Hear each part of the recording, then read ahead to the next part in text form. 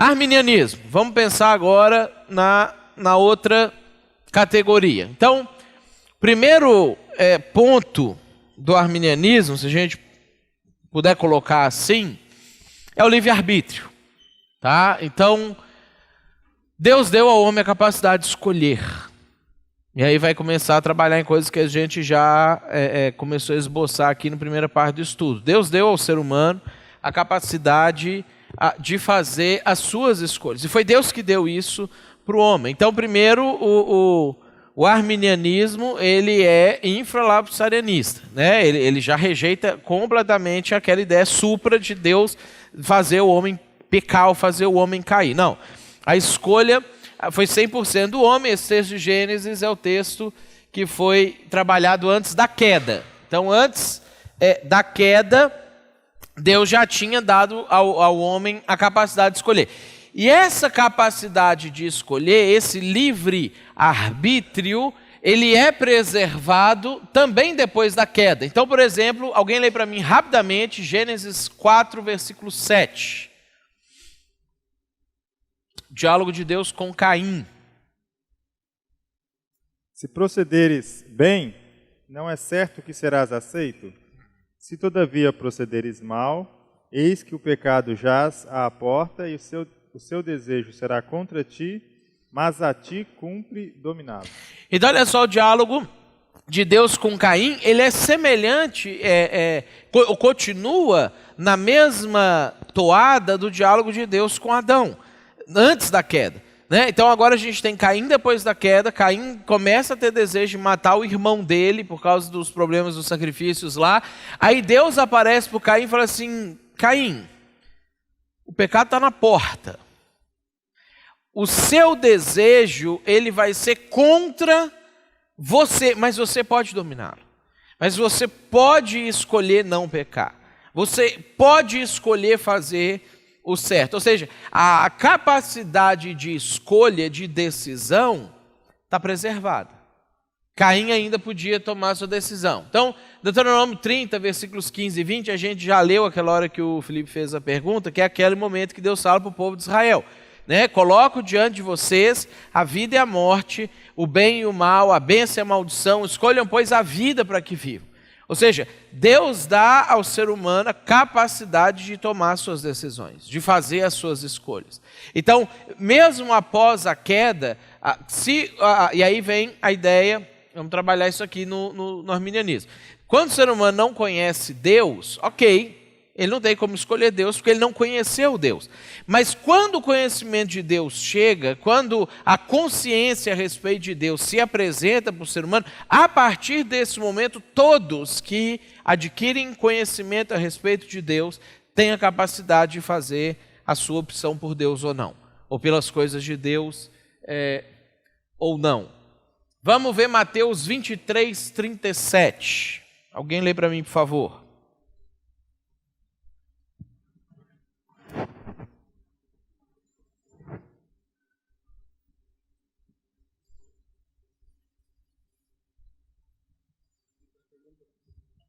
Biga, pode falar.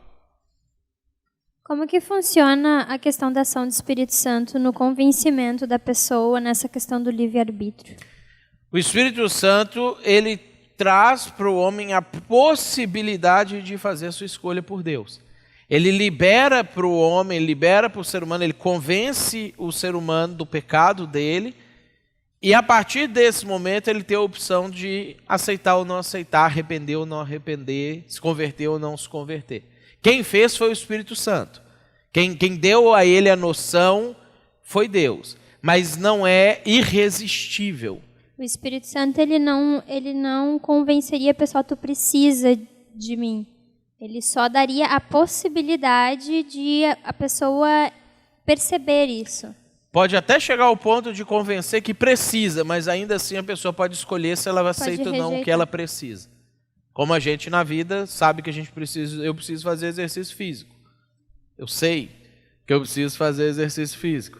Né? Já me convenceu que eu preciso fazer exercício físico, mas o meu livre-arbítrio ainda está trabalhando contra o que eu já fui convencido que eu preciso. A gente faz isso a vida inteira em um monte de situações, pelo livre-arbítrio. Eu preciso. Eu precisaria da graça irresistível para poder começar com a minha mãe. Vai lá. Jerusalém, Jerusalém, você que mata os profetas e apedreja os que são enviados a vocês, quantas vezes eu quis reunir os seus filhos como a galinha reúne os seus pintinhos debaixo das suas asas, mas vocês não quiseram. Então olha só, Deus falando, quantas vezes eu quis reunir vocês? O texto de Romanos 10, 21 é bem nessa perspectiva. Né? Deus falando, todos os dias eu estendi as mãos para um povo rebelde e contradizente. Ou seja, eu dei oportunidades, eu queria que vocês aceitassem a oportunidade, vocês podiam ter aceitado a oportunidade, mas vocês não quiseram. A escolha foi de vocês. Quem quis, quis, quem não quis, não quis. E aí, livre-arbítrio. Né? Vamos ver um outro texto, ó. Atos 7, 51.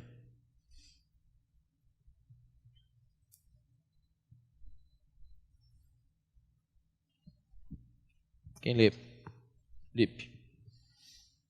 Povo rebelde, obstinado de coração e de ouvidos, vocês são iguais aos seus antepassados, sempre resistem ao Espírito Santo. Então, olha só, resistem ao Espírito Santo. Então, não é irresistível. Pode ser resistido. E aí, é nesse contexto que Estevão, ele está falando com o próprio povo dele. Né? Gente, isso é um padrão histórico. Desde os profetas, vocês resistem ao Espírito Santo. Ou seja, o Espírito Santo vem, o Espírito Santo age, o Espírito Santo dá oportunidade, ele trabalha, ele te oferece a possibilidade e você resiste. Você fecha o coração, você diz não. Então, existe livre-arbítrio. Né? A pessoa tem a capacidade de tomar as suas decisões e o que Deus faz é possibilitar o livre-arbítrio. Então, sem Deus, o homem escolheria o pecado porque essa é a única opção. Agora, a partir do momento que Deus entra na vida do homem, que o evangelho chega, que a mensagem de salvação chega, é apresentado para o homem a opção. Então, percebe que a perspectiva arminiana, então, vai ser diferente da calvinista nisso. Então, para o calvinista, independente do evangelho chegar ou não, o homem nunca tem a possibilidade de escolher. Ele sempre escolhe mal. E Deus tira a capacidade de escolha dele e aí ele então escolhe ser salvo. É salvo. Na perspectiva arminiana, não. O homem não tem a possibilidade, até que Deus dá a possibilidade de escolher. Então, quem dá livre-arbítrio nessa perspectiva é Deus. O ser humano não tem quando ele não conhece a Deus. A partir do momento que ele conhece a Deus, ele passa a ter livre-arbítrio. E aí, ele pode escolher se ele vai ficar com Deus ou não. Deu para entender esse primeiro ponto? Melry, depois o... Ah não, o Felipe só deu já, é Melry. Eu não sei se eu vou saber explicar direito, mas a gente sempre ouve assim que Deus criou o homem com livre-arbítrio, né? Uhum. Eles ensinam, a gente aprende assim, né? Isso. E não é, então. Que é essa perspectiva aqui do Gênesis 2, 16 e 17. Deus cria Adão e Eva com livre-arbítrio. Uhum. Tá, mas aí como tu falaste, Deus dá. Aí depois da queda. Ah, sim. Aí isso acontece depois da queda. Por quê? Porque o homem sem conhecimento de Deus não tem como escolher Deus sem saber que ele existe. Ele precisa de chegar a ele o conhecimento sobre Deus, para aí então ele poder fazer a sua escolha. Tá. Então aqui sim, o homem tem total livre-arbítrio, porque ele conhece Deus e o pecado. E aí ele opta pelo pecado. Então Deus vai continuar, e aí por isso que a gente precisa pregar. Porque o homem só vai poder exercer o seu livre-arbítrio e escolher Deus se a gente levar o evangelho para a pessoa. Só para condenação, que é Romanos 2. É só para Deus poder, no dia do juízo final, julgar aqueles que não ouviram o evangelho. E aí Deus vai julgá-los, eles vão falar, por que eu não estou indo para o céu? Aí Deus vai falar, porque você sabia que você não podia ter mentido e você mentiu. Então, por causa disso, você está sendo condenado.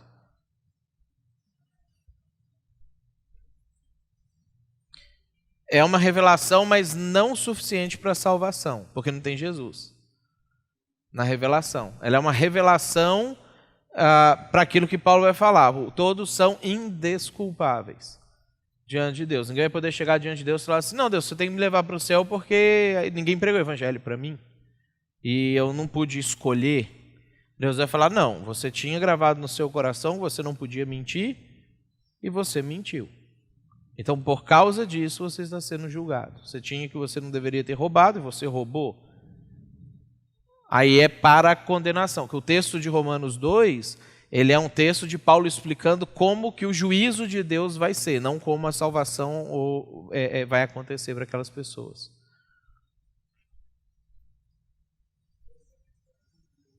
Tem que chegar o microfone. Não.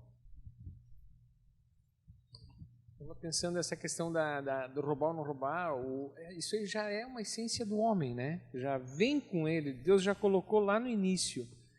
E Deus está falando isso para aquela pessoa que não teve a possibilidade de conhecer ele, que não foi apresentada para ele poder tomar uma decisão, e Deus vai chegar lá no final para ele e vai dizer, tu não era para roubar, tu roubou, não era para fazer isso, tu fez. Então isso já está dentro de nós, e nós sabemos que era errado e fizemos. Isso. Nesse sentido. Só para efeitos de condenação. Felipe? Mateus, por um bom tempo assim, eu convivi com a seguinte situação, tipo, na minha antiga igreja, eu diria assim. De pessoas que chegam para a gente, assim, às vezes buscando um conselho, né? E aí ela fala da seguinte forma, olha, eu gosto de uma pessoa que tem o mesmo sexo que eu. Então, tipo assim... Lá no Maranhão chama qualira. Isso qualira, aí, né? Israel é fagala. Só na partezinha do Maranhão, né? E aí, essa pessoa, ela foi para uma determinada igreja e tal, estava naquela igreja, e uma igreja pentecostal, que não soube lidar com isso. Uhum. Porque aí essa pessoa me disse assim, da seguinte forma, por muito tempo eu orei, eu li a Bíblia, eu jejuei, aí a gente fui no monte, eu fiz isso, eu fiz aquilo, e eu não tive essa capacidade de vencer aquele pecado, né? E com o passar do tempo ela começou realmente a sofrer uma certa discriminação na igreja, porque ela não estava conseguindo vencer aquilo, já que ela tem livre-arbítrio. Por que ela estava escolhendo pecar? Então ela me falou da seguinte forma, decidiu sair da igreja, porque não estava conseguindo conviver com isso, e ela disse que aquele desejo era muito mais forte que ela. Então, assim, dentro de uma perspectiva do arminianismo, como a gente pode lidar com isso na igreja? Com essas pessoas que cometem tais pecados e vamos ser sinceros em dizer que realmente existe o fato de que aquela pessoa passou o tempo e ela não conseguiu vencer determinado pecado. Uhum. Eu acho que assim, primeiro a gente precisa definir onde é que o pecado está, né? E o pecado não está em ser homossexual. O pecado está em ter relações homossexuais. Então, por mais que talvez a pessoa passe a vida inteira lutando contra aquilo, talvez ela vai viver 90 anos e vai morrer homossexual e ela não tenha condição de escolher gostar de uma pessoa do sexo oposto, ela ainda tem a opção de escolher não ter a relação sexual com a pessoa do mesmo sexo. Ela tem a opção de entender que o meu desejo na área sexual ele não é um desejo adequado. E aí isso vale para todos os pecados. E o pecado sexual, não só o homossexual, o pecado heterossexual, de várias maneiras que pode ser cometido, ele entra nessa mesma situação. Com relação ao sexo, nós seres humanos somos meio que bestializados. A gente é tipo um animal, porque a nossa cultura está fazendo a gente ficar assim, a televisão faz a gente ficar assim, a educação sexual que a gente tem nas escolas está fazendo a gente ficar assim, colocando o sexo como uma coisa assim, a vida é sexo. Né? Se eu chegar a acontecer uma coisa na minha vida, eu não puder ter sexo, mas minha vida acabou. Porque isso aqui... Então, assim, a gente está sendo bestializado na questão sexual. Né? E o sexo é, sim, uma vontade muito forte, um impulso muito grande, como outros impulsos de outros pecados vão existir na vida das pessoas e da gente, mas ele tem que ser humanizado, ele precisa ser entendido de que isso não pode dominar a gente. Então, como para todos os outros pecados, se eu, ao invés de focar no fazer ou não fazer sexo, eu pensar no amar a Deus sobre todas as coisas, e aí amando a Deus sobre todas as coisas, isso inclui a minha vida sexual, que a minha vida sexual fica submetida ao meu amor por Deus, eu quero muito fazer sexo com uma outra pessoa do mesmo sexo que eu, mas eu amo Deus mais do que isso. Então é aqui que a coisa vai acontecer. Isso vai valer para vários pecados. E aí, pensando na sexualidade, que está mais terrível para a gente na nossa sociedade hoje, eu sou solteiro e eu preciso não ter relação sexual até o casamento, mas eu sou um animal e eu tenho... Não, você não é um animal. Você pode amar a Deus sobre todas as coisas e submeter esse desejo muito forte a isso. Né? Eu estou casado, mas eu não tenho mais relação sexual dentro do meu casamento, eu preciso ter sexo, eu preciso ir embora para um caso extraconjugal. Não! Você pode submeter, é forte, dá muita vontade, mas você pode amar Deus sobre todas as coisas e segurar nesse tipo de situação. Então, ser ou não ser homossexual não é uma escolha da pessoa. Ela não tem como virar uma chavinha na cabeça dela e agora eu virei hétero. Agora, fazer ou não fazer sexo é uma escolha. E é possível escolher pro resto da vida não fazer. É difícil, vai lutar bastante, mas não é impossível. Não é sobre-humano. Não é... Agora, precisam ser trabalhadas outras medidas, inclusive, por exemplo, a essa quantidade de sexo que a gente é exposto diariamente na nossa sociedade, nos outdoors que a gente vê na rua, nas coisas que a gente vê na televisão, nas conversas que a gente tem com as pessoas, né? No que a cultura fala pra gente sobre o sexo, não sei o quê. A gente precisa filtrar tudo isso à luz da palavra, né? E tentar nos dessexualizar excessivamente, né? Entender o que é uma sexualidade saudável, sadia, permitida, e entender que às vezes, em algumas circunstâncias, inclusive isso vai ter que cessar. Então, ok, vou amar Deus sobre todas as coisas, vou submeter minha vontade, né? Então, a escolha ainda está preservada, de fazer ou não o sexo. O Daniel e vem a Melry. Mateus, pensando no texto que o Lipe leu, onde traz uma ideia de resistência ao Espírito Santo, e há uma reprovação aí nesse sentido, né? Uhum. E até a fala da Nedra também a respeito dessa lei que está no coração, que tu falaste que isso seria para justificar a própria condenação deles, né? Porque eles sabiam que não poderiam mentir e mentiram. Se há reprovação em relação a determinadas condutas morais, e se a própria condenação ela é pautada por uma reprovação de uma atitude que você sabia que deveria fazer, mas não fez, isso só tem sentido se houver liberdade. Porque se ele for totalmente escravo, eu não posso reprovar alguém de uma capacidade que ela não teria condição nenhuma de fazer.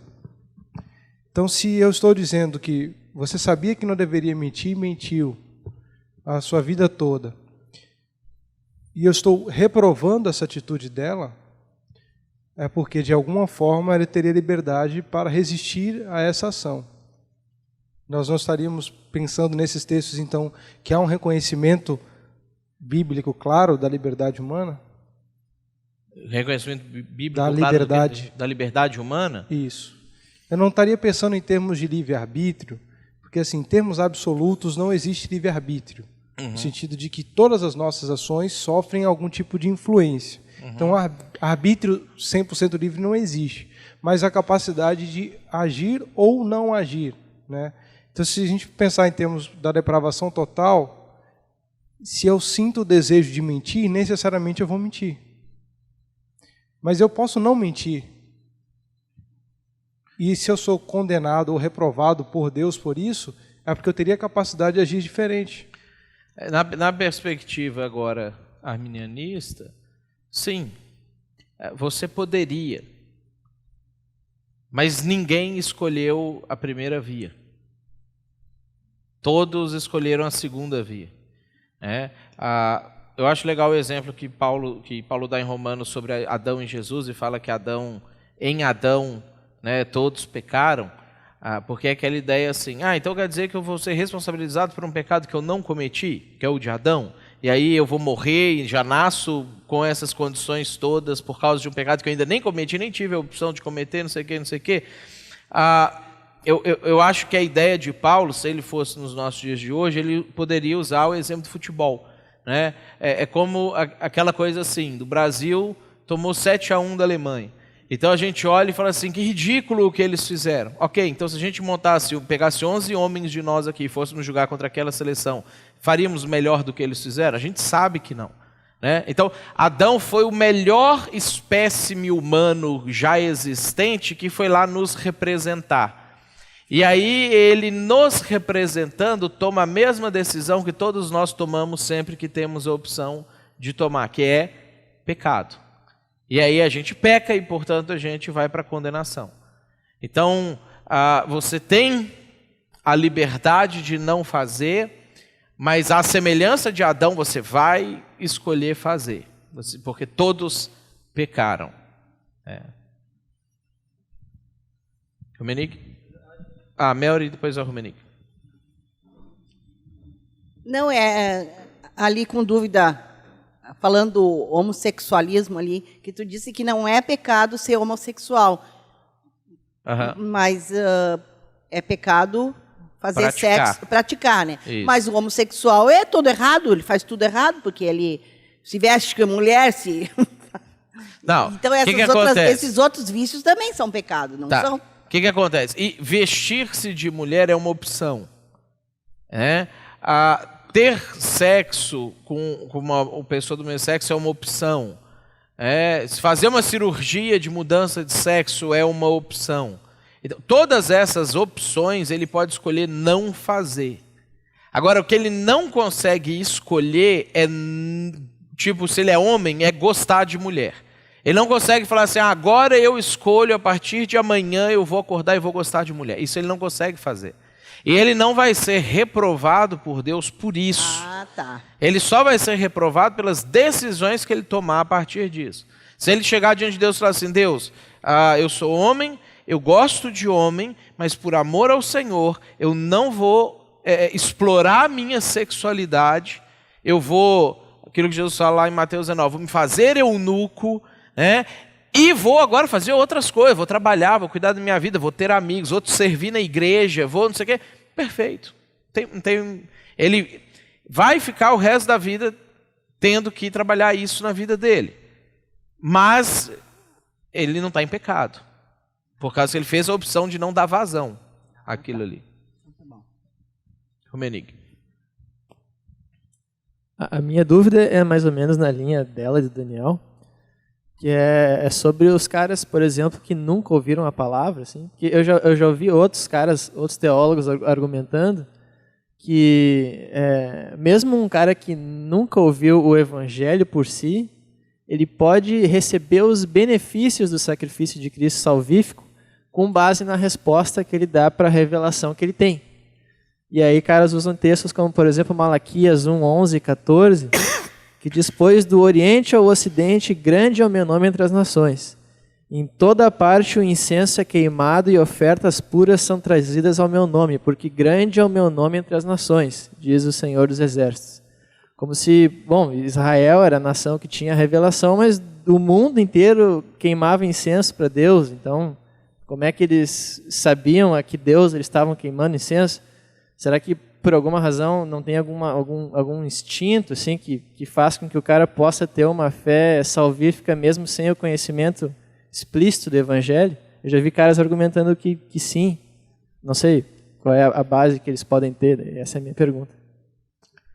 Quando a gente vê na Bíblia histórias, por exemplo, como a de Jó, como a de Melquisedeque, a gente descobre que eles não são da linhagem de Abraão, e o próprio Balaão, né, eles não são da linhagem de Abraão, eles não tinham tido contato com o que Deus estava revelando para o Abraão, mas de alguma maneira, a gente não sabe como, eles preservaram o conhecimento de Deus. Mas era o conhecimento de Deus, era o Deus. Eles sabiam quem era, eles não estavam vou fazer um incenso aqui que se caso haja algum Deus. Não, eles sabiam quem era esse Deus. Eles sabiam coisas que esse Deus gostava, que esse Deus pensava. Eles se relacionavam com esse Deus de alguma maneira.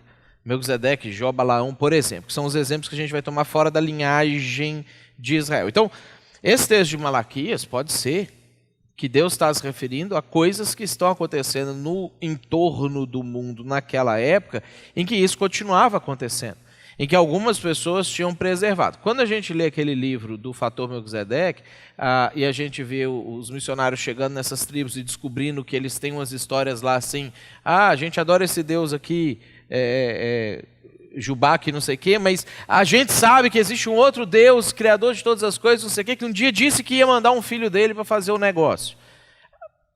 Da onde que eles tiraram essa ideia? Essa ideia não foi assim, um dia um pajé da tribo pensou nessa ideia. Isso vai sendo preservado porque a origem de todas as coisas do conhecimento de Deus, ela é única. Então, mesmo que mal contado, se o Noé contou para os filhos para os netos, para os bisnetos, não sei o que, como todo mundo saiu do mesmo lugar, algumas dessas coisas vão sendo preservadas em todas as culturas. O que a gente não vai encontrar na Bíblia para afirmar, e aí por isso eu não afirmo, que não poderia ser mais legal pensar assim, poderia ser mais bonito pensar assim, mas eu não vejo uma base bíblica nenhuma que fala diretamente sobre isso, é que alguém pode em algum lugar ser salvo sem ter tido conhecimento de Jesus e ter invocado Jesus, e ter arrependido dos pecados dele, crido na boa notícia de que Deus enviou seu Filho Jesus para salvar os pecadores. Então, quando a gente lê o texto de Romanos, o Romanos 2 lá, a gente vê que Deus está falando aqui, trabalhando aqui dentro do texto. Vamos pegar lá do versículo 1. Portanto, és indesculpável ao homem, quando julgas quem quer que sejas, porque no que julgas o outro, a ti mesmo te condenas, pois praticas as próprias coisas que condenas. Bem sabemos que o juízo de Deus é segundo a verdade contra os que praticam tais coisas. Tu, ó homem, que condena os que praticam tais coisas e fazes as mesmas, pensas que te livrarás do juízo de Deus? Aí ele vai trabalhando, ou seja, ele está falando de juízo. Nesse momento ele está falando de salvação, ele está falando sobre condenação. Aí ele continua desenvolvendo o texto, e aí ele fala no versículo 12, assim, pois todos os que pecaram sem lei, também sem lei perecerão. Ou seja, ele não está falando, não, eles pecaram sem lei, mas aí poderia ser... Não, inferno, perdição eterna, que aqui está falando de perecer na eternidade. E todos os que com lei pecaram, mediante lei serão julgados. Porque os simples ouvidores da lei não são justos diante de Deus, mas que praticam a lei.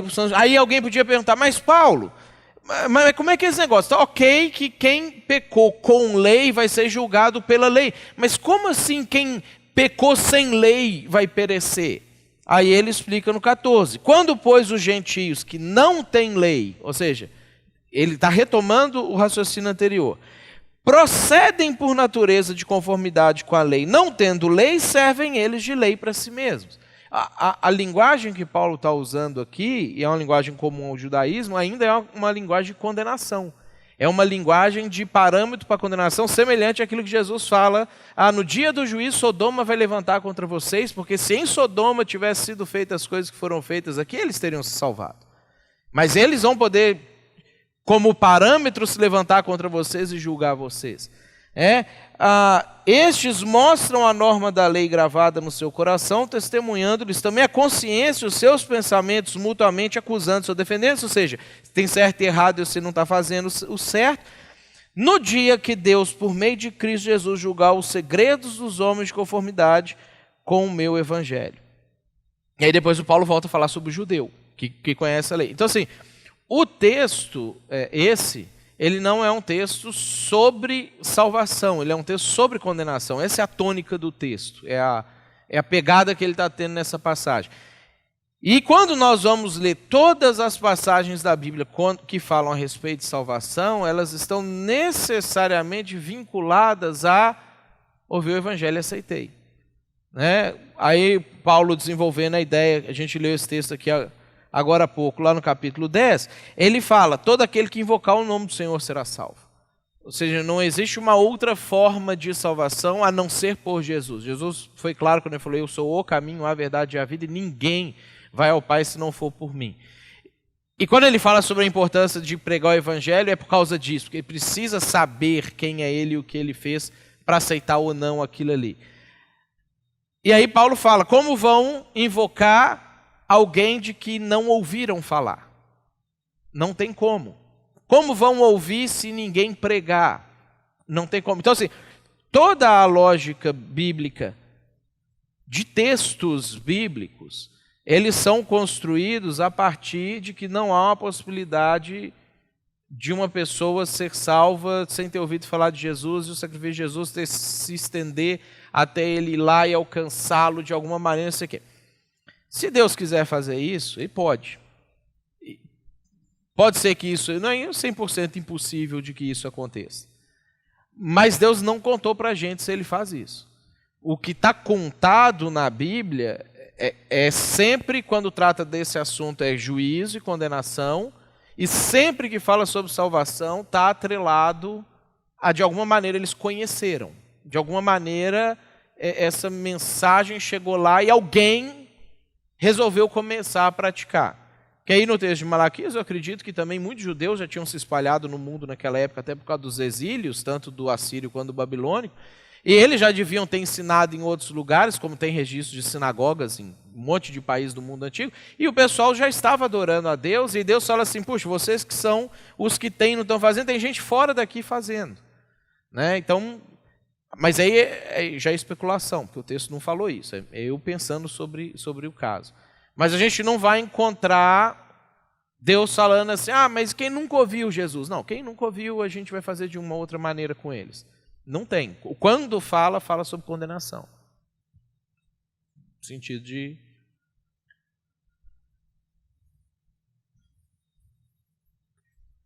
Eleição condicional. É o segundo ponto aqui do arminianismo. Então, lembrando, calvinismo, eleição incondicional, Deus escolhe pela sua vontade. Como que o arminianismo vai tratar, como que Deus escolhe quem ele vai salvar? Então, 1 Pedro 1, versículo 2. Alguém lê para mim, por favor. A Melry. Melry vai ler. Vocês foram escolhidos de acordo com o propósito de Deus, o Pai. E pelo Espírito de Deus, vocês foram feitos um povo dedicado a Ele, a fim de obedecerem a Jesus Cristo e ficarem purificados pelo seu sangue. Na outra tradução, onde apareceu a palavra propósito, que você leu, Melry, aparece a palavra presciência. É o que aparece na maioria das nossas traduções. Que a ideia do propósito ainda fica um pouco obscura, a presciência é um pouco mais claro. Para o arminianismo, a escolha de Deus acontece a partir da presciência de Deus. Deus sabe quem vai aceitar ou não, quem vai responder positivamente a mensagem do Evangelho ou não, quem vai perseverar até o fim ou não pela sua própria escolha. Então, como Deus já sabe isso antes, então, com base nisso, no pré-conhecimento, Deus elege. Deus vai lá e escolhe quem vai ser salvo.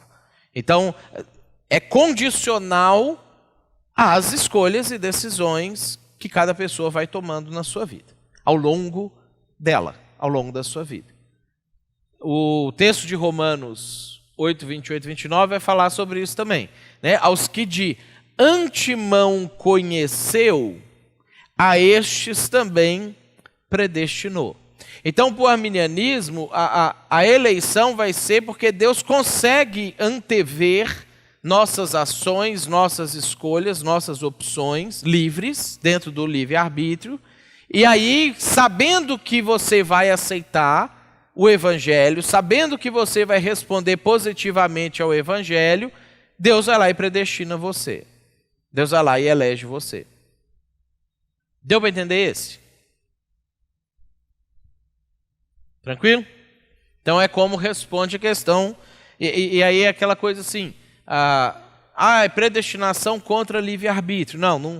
Não existe isso. Isso é um jeito popular que às vezes a gente fala. Não existe esse conflito teológico, se é predestinação ou livre-arbítrio. São duas maneiras diferentes de ver a predestinação.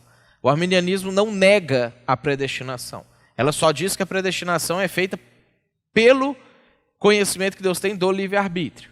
E o calvinismo, que a predestinação ela acontece pela vontade soberana de Deus, sem o livre-arbítrio do homem.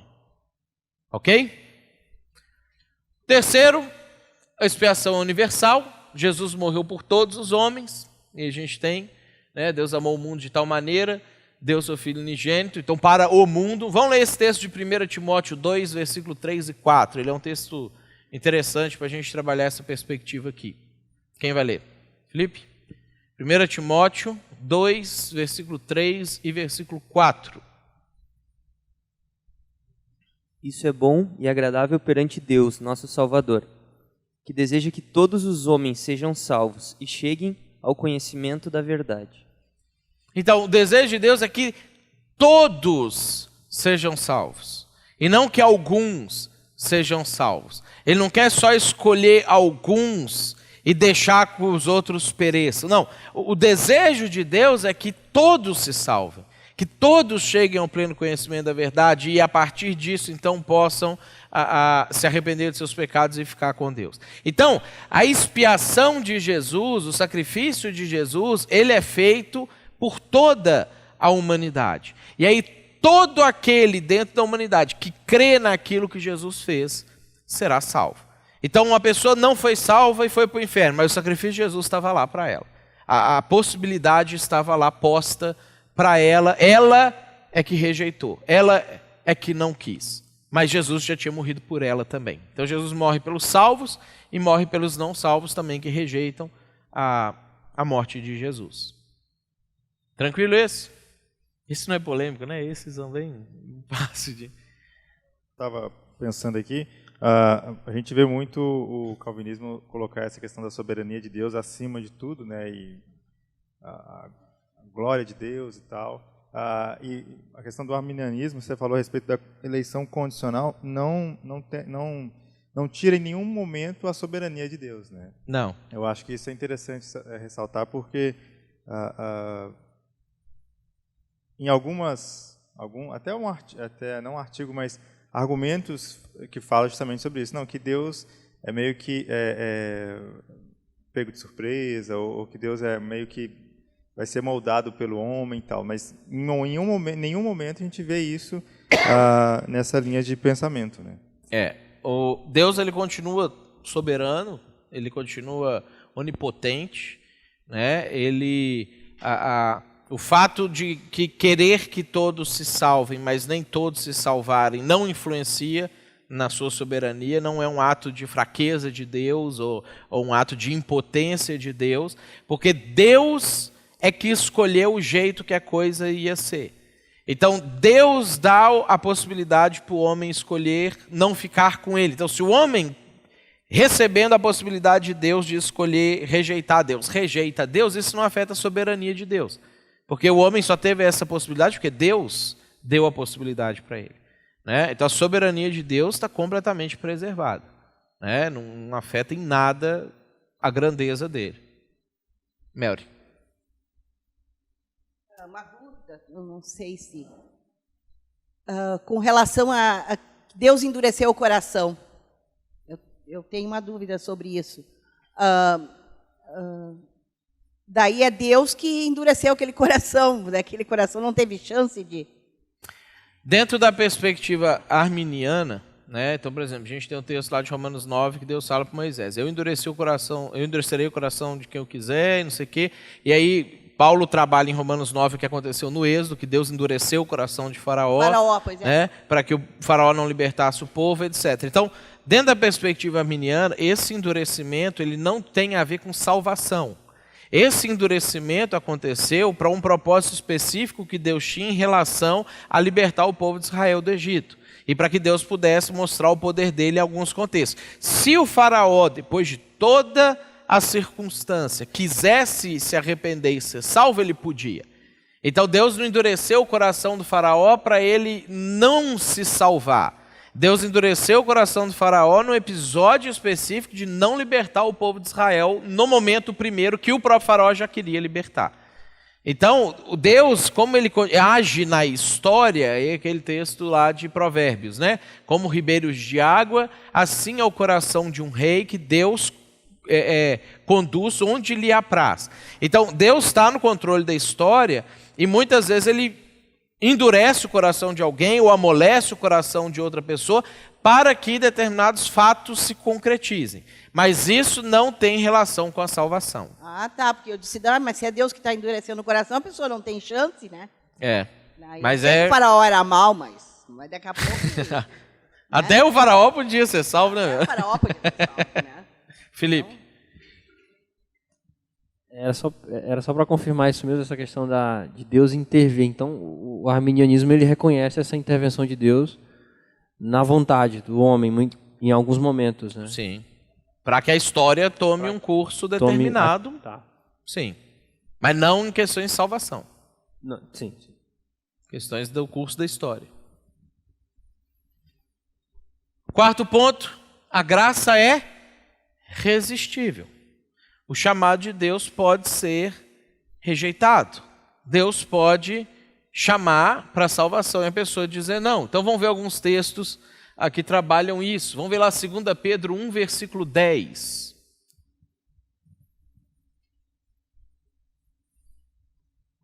Alguém lê para mim, por favor. 2 Pedro 1,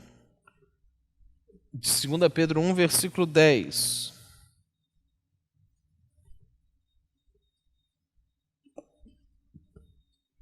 Portanto, meus irmãos, procurem ficar cada vez mais firmes na certeza de que Deus os chamou e escolheu.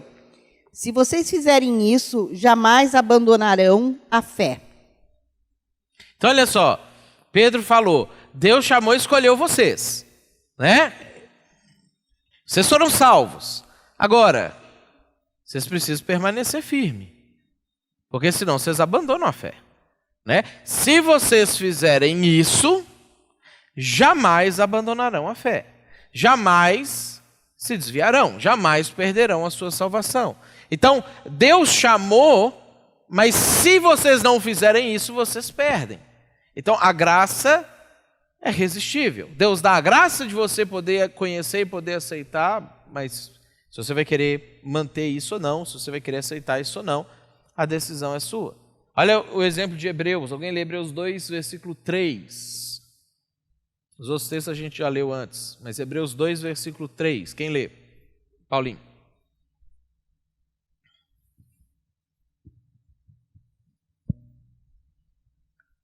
Como escaparemos nós se negligenciarmos tão grande salvação, a qual, tendo sido anunciada inicialmente pelo Senhor, foi-nos depois confirmada pelos que a ouviram? Então, a salvação pode ser negligenciada, a salvação pode ser rejeitada. E aí, o escritor de Hebreus está falando para a gente salva, está falando para pessoas que foram salvas.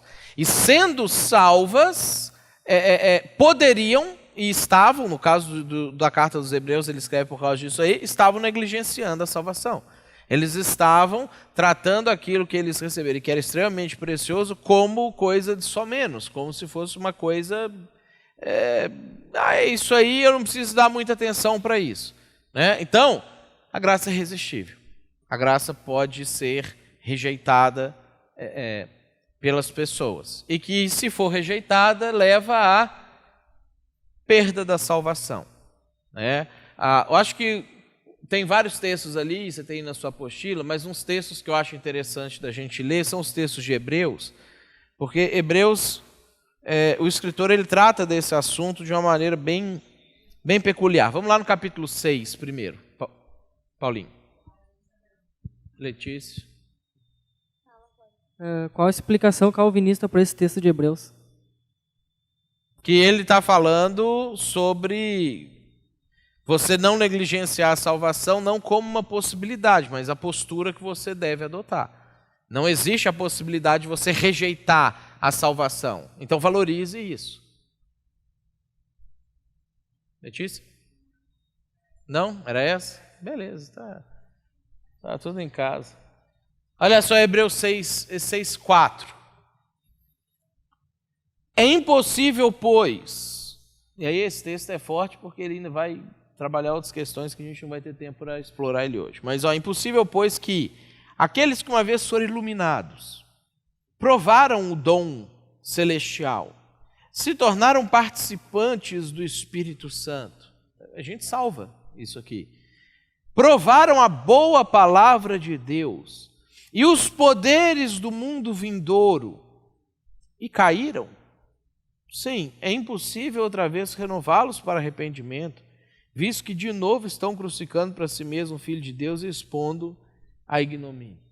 Então olha o que o escritor vai falar aqui, que existe a possibilidade de pessoas que passaram por todo o processo de salvação, receberam o Espírito Santo, receberam o dom celestial que é a própria salvação, conheceram a palavra de Deus, viveram a vida deles com Deus, caírem. É possível que isso aconteça. E aí ele vai falar sobre como é que fica a situação dessa pessoa depois. E aí é que é onde a gente não tem muito tempo para explorar essa questão aqui. Mas ele recebeu, ele caiu. Olha o que ele vai falar também em Hebreus, vamos lá no 10, 29, depois a gente vai no 12. Hebreus 10, 29, olha só.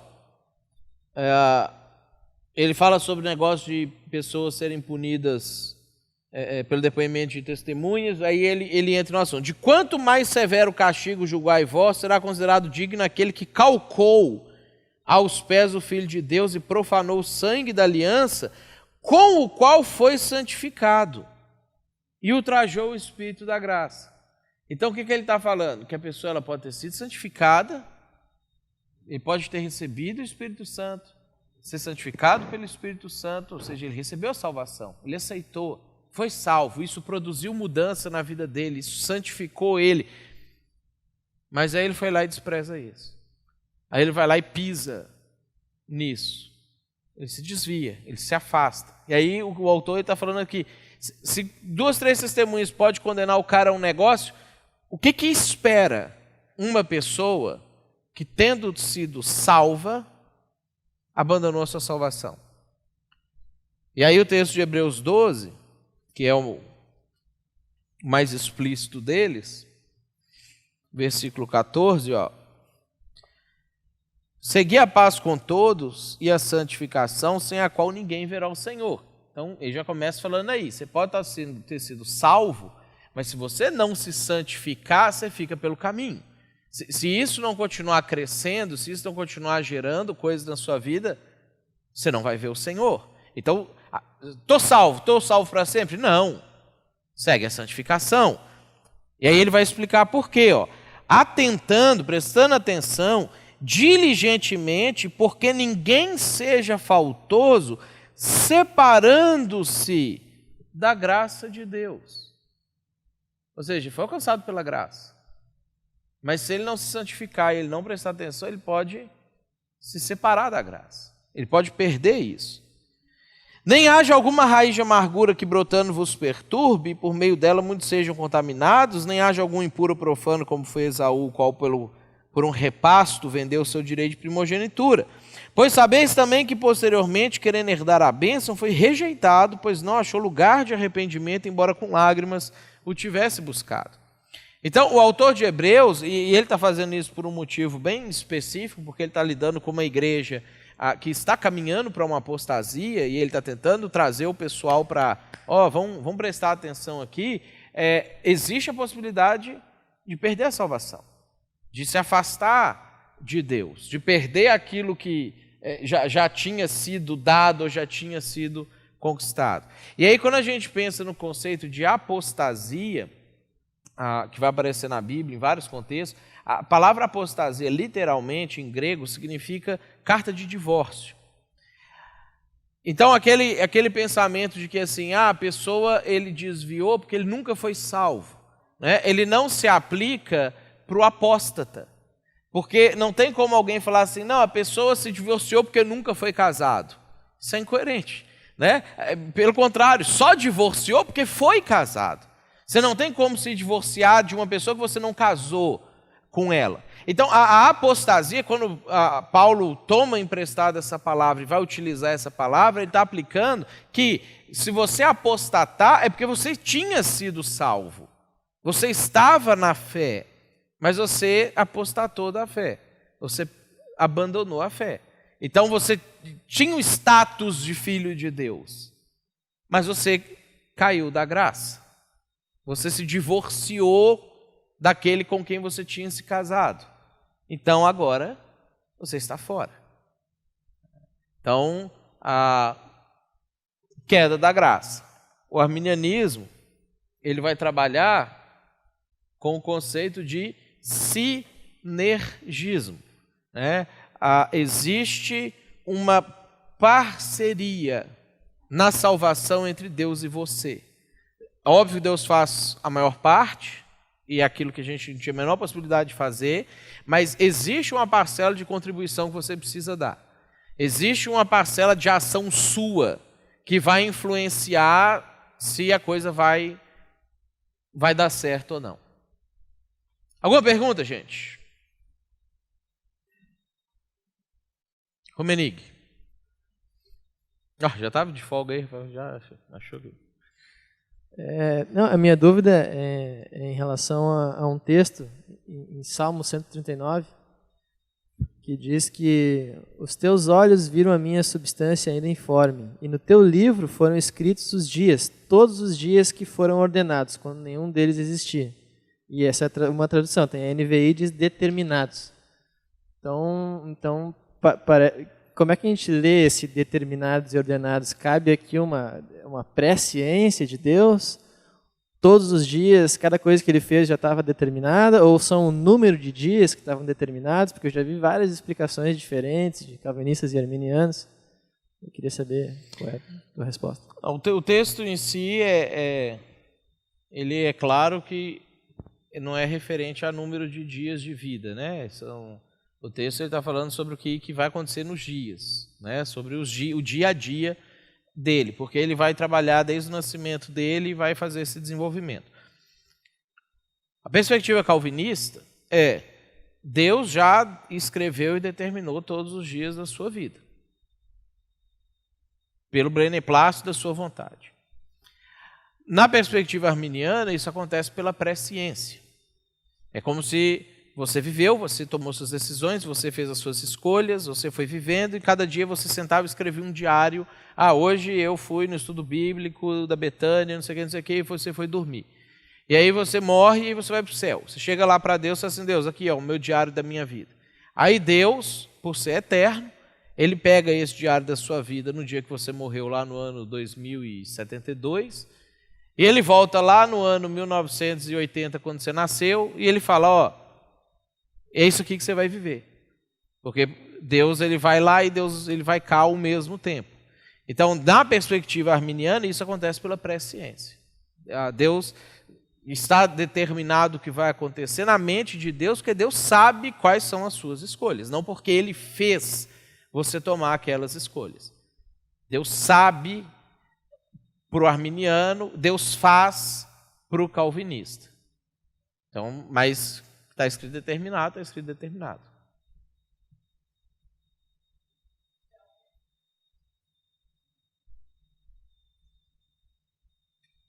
Eu acho que é importante grifar isso aí. Bem grifado mesmo.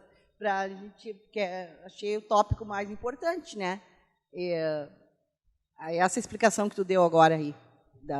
Porque é a maneira como vai ter interpretação. Né? Que é o que esclarece o que a gente estudou a tarde toda, né? Deu para entender isso, gente? Só uma questãozinha aqui. A respeito desse texto mesmo, né? Pelo fato do texto ser um texto poético, não poderia ser, de repente, uma reflexão que o salmista estava fazendo ali a respeito da grandeza de Deus, sem estar preocupado em estabelecer um pensamento teológico? Assim? Pode. Aí vai depender da sua maneira hermenêutica de encarar o texto bíblico. Né? Então, assim, a gente vai ter as correntes que falam que você só pode extrair doutrinas do Novo Testamento e de textos que se propõem a ser doutrinários. Né? Então você não poderia, até no Novo Testamento, extrair doutrinas parábolas de Jesus, porque não são textos que se propunham a doutrina. Né? E aí dentro disso vai trabalhar os textos do Salmo como sendo o anseio da alma do salmista, a maneira como o salmista está enxergando aquilo, e etc. Então, existe essa possibilidade. Existe outra maneira hermenêutica de se interpretar, que você pode olhar para o texto e você entender que, apesar de ser o anseio da alma dele, por ser um texto inspirado pelo Espírito Santo, contém verdades essenciais sobre Deus e sobre como as coisas são, que essas verdades ficam ali preservadas. Né? E aí, então, vai usar esse texto para trabalhar a doutrina. Né? Então, assim, é interessante que a regra geral é que não se usa salmos para doutrina, mas o Salmo 139, especificamente, ele é usado pelas duas vertentes. Né? Ele é um salmo especial, vamos dizer assim, quando ele é trabalhado pelo pessoal da soteriologia. Então, funciona assim. Tiago.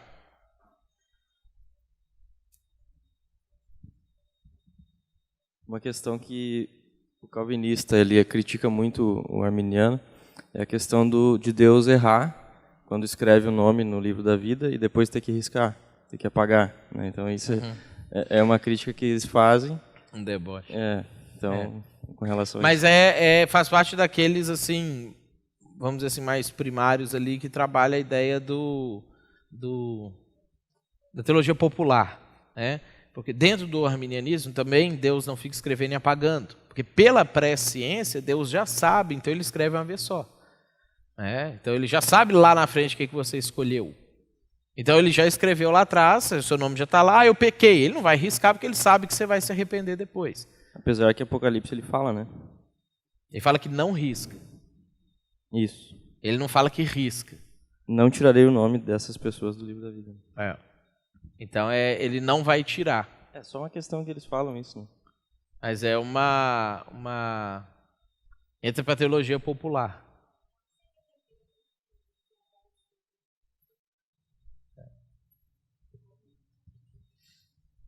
Se arrependeu, aí já entra. Aí já seria um estudo sobre hermenêutica, né? Que a gente trabalharia a questão das perspectivas que os textos são escritos. Mas quando entra na teologia popular, vira chacota, né? Exatamente. Ô, Matheus, parece que essa resposta da presciência o calvinista talvez aceitaria, né? Ele só diria que a presciência é baseada na determinação anterior, né?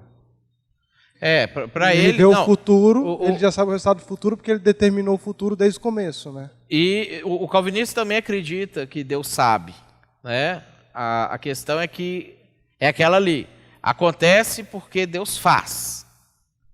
Para o arminiano é só porque Deus sabe. Para o calvinista, Deus sabe e faz acontecer.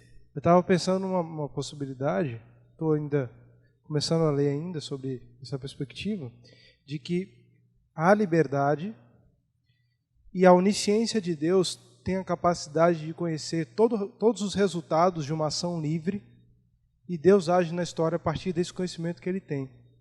Aí, e até trazer aqui para você dar uma analisada, o texto de Samuel 23, em que Davi questiona a Deus sobre se deveria, se eu não me engano, permanecer em uma cidade. E Deus fala o resultado se ele permanecesse ali, qual seria? Samuel 23, a partir do versículo 11, diz assim: Será que os moradores de Keila me entregarão nas mãos dele? Será que Saul virá como teu servo ouviu? Ah, Senhor, Deus de Israel, dize ao teu servo. O Senhor respondeu, ele virá. Davi disse ainda, os moradores de Keila entregarão a mim e aos homens que me seguem nas mãos de Saul, e o Senhor respondeu, entregarão. Então Davi levantou-se com os homens que o seguiam, cerca de 600, saíram de Keila e foram até onde puderam. Aí não aconteceu nenhuma das hipóteses. Né? Davi perguntou, se eu ficar aqui, eles vão me entregar? Deus, sim, eu sei o que vai acontecer. Eu sei qual vai ser o resultado da ação deles. Aí Davi fala, então tá bom, vou sair daqui. Então parece que Deus também, na sua relação com a história, ele tem um certo conhecimento geral sobre todas as ações livres, de forma que não necessariamente ele precisaria determinar antes, mas ele poderia, por essa onisciência, interagir assim com o ser humano. E esse texto parece ser um texto exemplar, no sentido de que ele tinha o conhecimento do que teria acontecido, mas ainda assim Davi optou por sair da cidade. Né? Um texto legal que soma com esse é o do rei Ezequias. Deus vira para o profeta Jeremias e fala, para o profeta Isaías, e fala para ele assim, vai lá e fala que vai morrer. Para ele organizar a casa dele, que ele vai morrer. E aí o profeta chega lá e fala, Deus mandou avisar para você organizar a casa que você vai morrer, que essa doença que você está aí, você não sara dela. Aí o rei vira para a parede, chora e ora. E aí o profeta Isaías já está indo embora da cidade. Aí na porta da cidade, Deus fala assim, Isaías, volta lá e fala para ele que eu vou dar mais 15 anos de vida para ele. E aí o Isaías volta, passa uma pasta de figo nele lá e ele ganha mais 15 anos de vida. Então é aquele negócio, se Deus não tivesse avisado para ele que ele ia morrer, ele não teria orado e ele morreria. Mas aí como Deus avisou para ele que ele ia morrer, aí essa intervenção de Deus fez com que ele tomasse uma outra atitude de orar, e aí faz com que Deus fala, volta que ele não vai morrer mais não, porque ele orou. Então a gente percebe isso aí que você deu o exemplo de Samuel acontecendo em outros momentos da história também. Então, essa participação, minha perspectiva disso, tentar resumir aqui de 3 a 5 minutos para a gente encerrar, aí pessoalmente eu tenho muita dificuldade, eu já fui,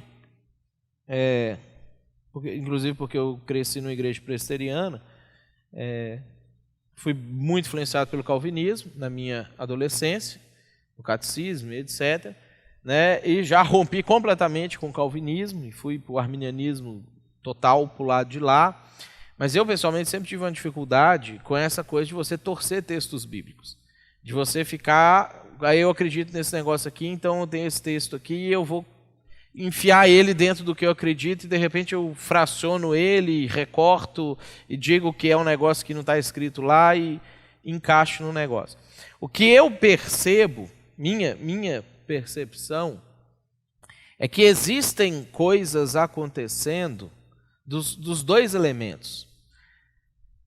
Tanto da predestinação calvinista, de a eleição incondicional de Deus chegar para o Paulo, por exemplo. Para mim, Paulo é um exemplo de um sujeito que foi predestinado incondicionalmente e irresistivelmente. Deus chegou para o Paulo e falou assim, Paulo, para de resistir. Você não vai resistir. Dura coisa é para você ficar dando com o seu calcanhar nos aguilhões. Você é instrumento escolhido e eu já digo até para quê. Você vai pregar para reis essa mensagem aqui. Ou seja, você não tem escolha. Para com isso. Aí ele parou, ele se rendeu, e aí ele vai viver uma vida de um predestinado, normal. Mas Jesus chega também para o jovem rico e fala para o jovem rico, cara, vende tudo que você tem, dá para os pobres e me segue. Aí o jovem rico vira as costas e vai embora, e não aceita. Então, eu percebo aquela coisa assim, que não foi vocês que me escolheram, mas eu que escolhi vocês, é possível de coexistir com quem vem a mim, de modo nenhum lançarei fora. Tipo esse negócio da trindade, que é totalmente ilógico na nossa cabeça, porque a gente pensa ou tem que ser 3 ou tem que ser 1, e Deus fala assim, eu consigo ser 3 e ser 1 plenamente ao mesmo tempo, ou a própria natureza de Jesus, ou se você é homem ou você é Deus, Jesus fala assim, não, eu sou 100% homem, eu sou 100% Deus, ao mesmo tempo, que soteriologicamente existem situações, circunstâncias, momentos e etc, que Deus ele chega e ele fala assim, eu vou escolher esse pessoal ali.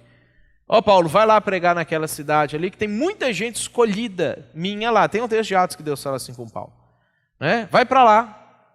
Porque já tem quem eu quero escolher, então só você precisa falar do evangelho que eles já vão aceitar essa mensagem. Ou o texto, creu quem estava destinado para crer. Agora, isso não impede que as outras pessoas também crescem. Os outros que não tinham sido destinados para crer, ficassem embotados e não crescem. Porque parece que assim, para a maioria, Deus dá a opção. E o Espírito Santo vai lá e capacita e ajuda e não sei o quê, e fala assim, você pode escolher. Você tem a vida e a morte para você escolher, você pode escolher. Estou te dando, Caim, você pode não pecar, você pode não matar o seu irmão, você não está destinado a isso, eu não estou forçando você a isso, eu tirei sua capacidade plena disso, você pode escolher. Mas que de vez em quando Deus chega num cara que ia escolher matar, impede de matar, fala, não, você não vai matar porque você é escolhido e eu tenho uns negócios para você não vai fazer. Esse tipo de coisa. Eu preciso aqui de você para um negócio aqui e vou fazer. E eu, pessoalmente, não acho que essas coisas colidiriam, que ou é um ou é outro no pacote. E aí eu consigo ver textos que falam que Deus escolheu pelo beneplácito da sua vontade, escolheu. Tem gente que ele escolheu pelo beneplácito da vontade dele. Tem gente que ele escolheu pela presciência dele, escolheu. E teve gente que ele não escolheu, mas veio e ele aceitou, teve. E aí ele falou, beleza, vem também, né? Porque eu quero que todo mundo venha. Eu desejo que todos sejam salvos. Se ninguém quiser, não, alguns eu vou fazer querer. Mas vai ter gente que eu não vou fazer querer e que se quiser querer, vem também, porque eu estou querendo que vocês queiram. Então, eu percebo que dá para coexistir sem forçar.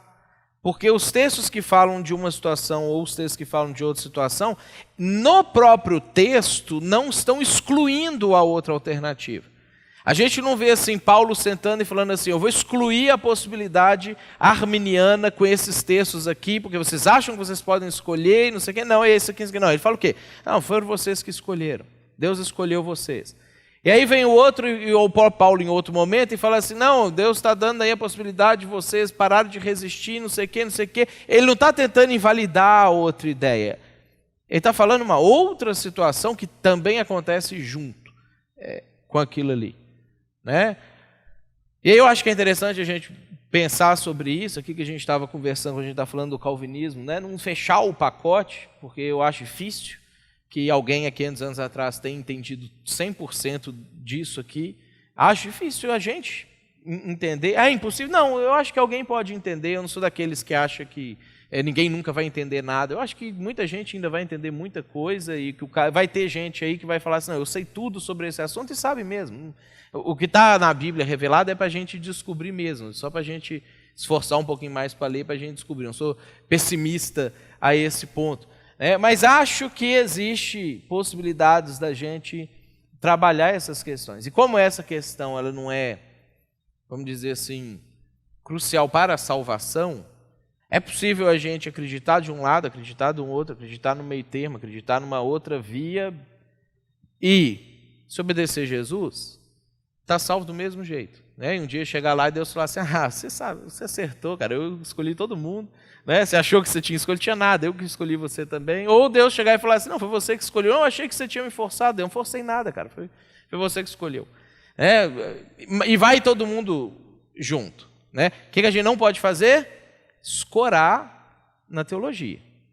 Achar na teologia base ou vazão para a gente desobedecer a Deus. A gente chegar e falar assim, não preciso mais porque aconteceu lá e Deus já escolheu.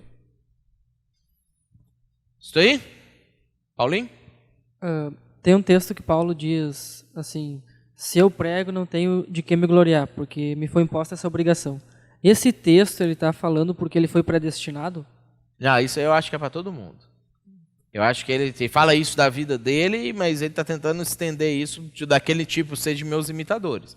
Porque eu não estou me gloriando porque pesa a minha obrigação. Ah, então beleza, então vai lá pregar. Não, pesa sobre você também. E tem outros textos que ele estava explicando e foi influenciado por ele ter sido predestinado nas cartas dele? Eu acho que tem. Eu acho que Paulo foca mais isso por causa das circunstâncias da experiência própria de salvação dele. A experiência de salvação de Paulo é uma experiência atípica. É uma experiência que eu acho que nenhum de nós aqui vivenciou igual. E eu acho que isso pesa na maneira como ele vai falar sobre os assuntos. Vamos orar? Deus, somos gratos a Ti, principalmente e primeiro de tudo pela salvação, Deus, que o Senhor resgatou a gente e ainda que a gente talvez não entendeu tudo direito ou já entendeu, mas isso aí que aconteceu, a gente sabe que a gente não ia conseguir se não fosse pelo Senhor. Por isso a gente é grato a Ti por sermos salvos, somos gratos porque o Senhor nos estende essa possibilidade. Queremos agradecer ao Senhor pela Tua palavra, tão gostosa da gente ler, da gente aprender com ela. Queremos agradecer ao Senhor pela oportunidade que o Senhor dá para a gente hoje, ter uma Bíblia, cada um, Deus, e termos essa riqueza que por séculos os cristãos não tiveram. Nós somos gratos ao Senhor porque a gente tem a possibilidade de conhecer mais de Ti, aprender mais as coisas do Senhor, e a gente tem a possibilidade do livre exame da Bíblia também. Somos gratos ao Senhor por isso, Pai. Pedimos que o Senhor nos abençoe sempre, nos dê sempre desejo de aprender, nos dê sempre temor do Senhor, nos dê sempre, Deus, as motivações adequadas e corretas para olhar para a Tua palavra. Esse é o nossa maior preocupação sempre, e pedimos ao Senhor que nos dê isso, Pai, para que os propósitos do Senhor possam ser cumpridos através da vida da gente, através das nossas ações, das nossas decisões, seja que são decisões que o Senhor fez a gente tomar ou que a gente resolveu tomar, mas que sejam sempre as decisões voltadas para o Senhor. Nós queremos amar o Senhor cada dia mais e poder expressar isso através das nossas vidas, das nossas escolhas, dos nossos relacionamentos. Então nos abençoa, Deus. Nos ajuda também a organizar nossa vida financeira, como a gente viu no primeiro momento do estudo aqui. Ajuda a gente a poder pôr isso em ordem, nos ajuda a viver de fato o que o Senhor deseja para as nossas finanças, com temor, com reconhecimento de que o Senhor é que nos dá tudo o que a gente tem e nos dá para administrar e não para possuir, Deus. Nos livra de sermos possuidores dos bens do Senhor que o Senhor tem confiado para a gente. Peço que o Senhor abençoe cada um de nós, leva a gente em paz para casa, traz a gente de volta para poder Te louvar, Te adorar amanhã. Nós choramos, Pai, no nome de Jesus. Amém.